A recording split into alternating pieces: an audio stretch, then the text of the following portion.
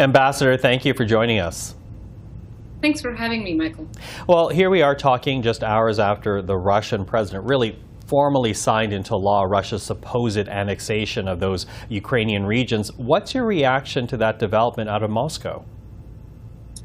A fairly straightforward reaction, Michael. Those sham referendums were a sham, and everything that follows from them is as well. It's political theater.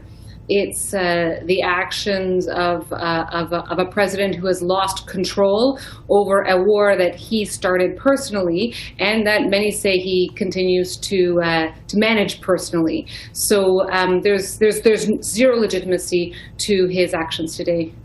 Now, I do wonder, though, because whether or not the annexation is recognized by Kyiv, and clearly they do not, the Western allies do not recognize the annexation either, but does the fact that Russia is declaring these areas a part of its territory now, will that in any way change the engagement of Russian troops in those areas? I can't speak for how Russia is going to engage, what troops it has left or it might be sending to those areas, but I can tell you it's going to motivate even more the Ukrainian soldiers who are working extremely hard already on three fronts to liberate territories and to get back to the Ukrainians who have been living under occupation there. And I can tell you that is a real preoccupation here in Kyiv. Yesterday, I met with the minister responsible for reintegration of those temporarily occupied territories, and they're very, very concerned. For the last few days, Russia has not allowed any people to leave in humanitarian convoys or to get in and out, so they have blocked them off. And so the time is of the essence. So they're highly motivated. The Ukrainian authorities want to get to those people and get back every square inch of territory that is theirs. Highly motivated, as you say. And to that, the United States is committing more military aid, about $625 million worth in the latest promise. But we are hearing some reaction from the Kremlin, because the Kremlin is warning against further aid. With Russian forces in retreat in parts of Ukraine, Moscow says that any further military aid from the United States will make the U.S. a direct combatant in this conflict. Should allies like Canada be worried about that kind of escalation in language? Canada and its allies are laser focused on showing a steadfast, strong, united front against Russia's aggression, and that's what we're doing. And let's also pull back here and remember that Putin and Russia, they've been making these claims and these warnings from the very beginning, even from before. So that it's nothing new, and Canada continues to work with its allies to show that strong resolve, to be even stronger as a result of the political theater and any dire warnings that Russia might be issuing. Now, we did hear from the foreign minister last week, Mélanie Joly, saying that Canada does support Ukraine's accelerated admission to NATO. From your talks with Ukrainian officials, what are they saying about that? They're saying to us very clearly that nothing has changed about their desire to join NATO. And last week they restated that in a very formal way. And NATO, for its part, says nothing has changed about the fact that the door is open to new members, that the decision is up to the allies to make, and that no country has a say, no one country has a say in who gets to join NATO. So I think, again, it's this show of consistency, of consensus, of unity, and determination. Unity, as you say. So how quickly might that happen, do you think? And what kind of impact would that have on fighting the Russian invasion?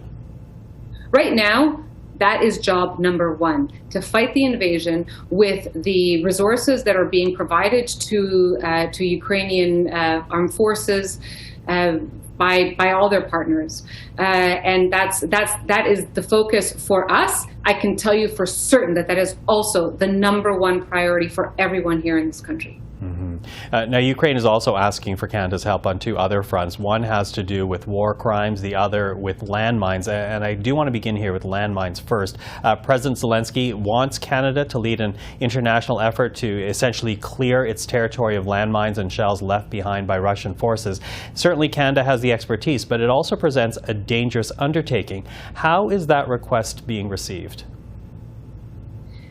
The Ukrainians, when they clear territory, when they liberate territory, the first thing they have to do is clear the landmines. So you can just imagine what kind of a challenge that is.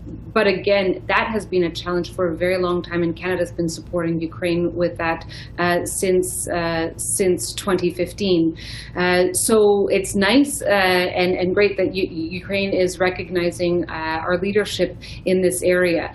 We have been providing training, mine action, education, and also supporting organizations like the Halo Trust to be here in Ukraine, to train Ukrainian miners, and to do that absolutely painstaking work. I was out there a couple of weeks ago watching it myself. The asks are going to continue to come in.